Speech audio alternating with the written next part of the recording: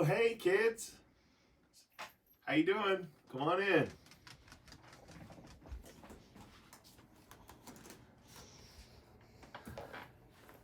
So today we're going to introduce the story of Beowulf. That's an assignment that we're going to be doing this week. And I thought it would be easiest if I kind of retold the story using some characters. So let me tell you about it. So this old particular tale is the story basically of a kind of a pre-knight guy who's by the name of Beowulf. When I say pre-knight, this is before the age of the knights. The story of Beowulf is one of the oldest stories in the English language. It is it's considered the first story ever written down in English in a form called Old English. And if you read it, you probably would be like, this sounds kind of German. Well, that's because the English language is based off of German. This is the story, basically, that was written down that really gives us kind of how life was like in Europe. It's a story of this guy by the name of Beowulf. And he's a hero. So this story of Beowulf is kind of a story of like a hero who faces and fights evil. He has to make a decision. How do I fight evil? He also, in the story of Beowulf, it's important to understand, it explains how society was organized. You see, in Egypt, they had the pyramid with the king on top. Well, when Rome declined, Europe was left in a dark age, some people thought. There was no real central government. Instead, people like Beowulf, one of the leaders, swore an oath, something called fealty. And they swore it to a king, and they would fight for that king with that oath. They would say, I swear to you to serve you. Well, Beowulf hears about a monster. And so he, in his chivalry and his loyalty to his king, says, I will go fight this monster. Now, this monster was supposedly twice the size of a man. Well, it's probably 4 times the size, so maybe we'll say twice the size of a man. Beowulf gets to the land, and when he gets there, he greets the king. He says to the king over here, Hello, Hrothgar. I'm here to fight this beast. Hrothgar's like, oh, thank goodness you're here. This beast has been coming in and destroying and hurting our towns and our village.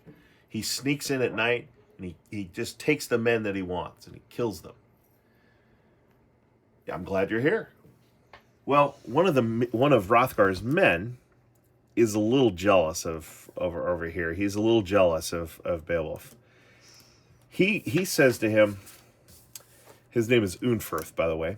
Unferth says, hey, I've heard about you. You were weak. You gave up on a swimming contest. You're not here to really fight You're not here to fight Grendel. There's no way you're going to fight this monster. And Beowulf goes, oh, you're mistaken.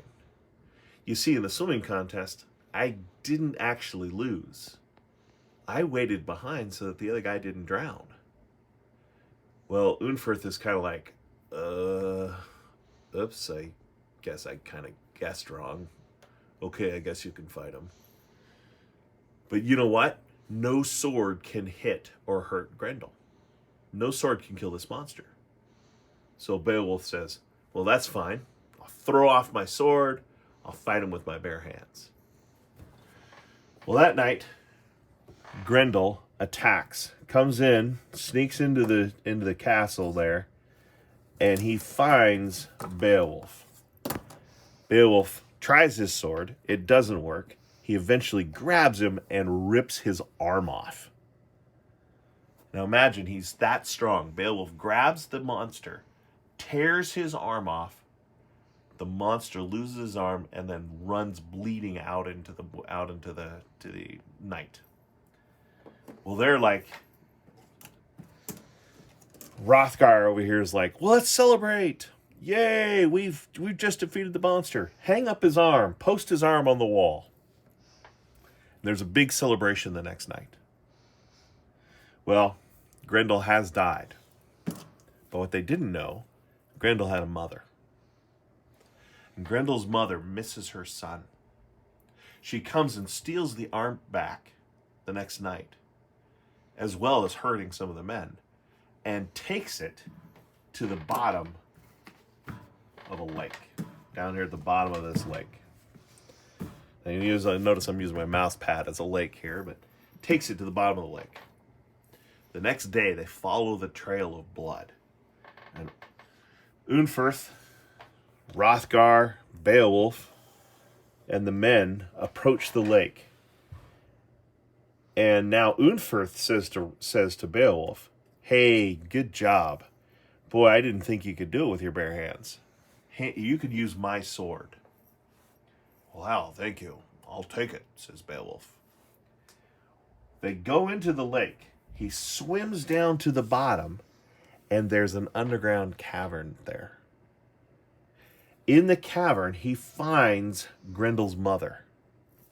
He attacks her with the sword that Unferth gave. But it fails. It actually doesn't penetrate her armor. It doesn't penetrate her thick skin. Well, he looks around, and on the ground, he sees a large sword from the giant's period of time. He picks it up with two hands, and he attacks and kills Grendel's mother with this ancient sword. The sword touches her blood, and it dissolves. But he has killed her. And so she dies. Beowulf swims back up to Hrothgar and says, "Hrothgar, I have just defeated the monster.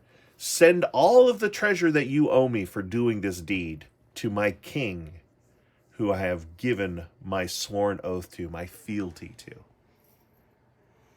And the king, Hrothgar, says, "Oh, that's awesome. That's so good." And so they celebrate, knowing that the monster is dead. Now, as you read this week, you'll notice it's going to introduce Beowulf. It's also going to introduce this story of fighting evil. As you're doing this, pay attention a little bit to the character and the story, and then as you're reading, do the questions afterwards. You may have to go back and forth from the text to the reading to get it. There are 10 questions. Just submit when you're done. If you haven't started working on your project, notice this week we actually covered castles, so it might give you some ideas for the castle project. Next week we cover siege machines, so you might have some ideas for your siege machine. Week after that we cover people. So you should have some knowledge over the next few weeks on what to build and do for your project. This has been the story of Beowulf. If we had more time, I might tell you about how he fights a dragon. That dragon actually is the beginnings of what you see in Smaug in The Hobbit and The Lord of the Rings. You see Tolkien, J.R.R. Tolkien, the author of The Hobbit and Lord of the Rings. He was a big advocate for Beowulf. In fact, he's the one who kind of encouraged that Beowulf should be taught in schools so that we actually learn about the history of the early English language. All right, kids, thanks for stopping by. You have a great day, everybody.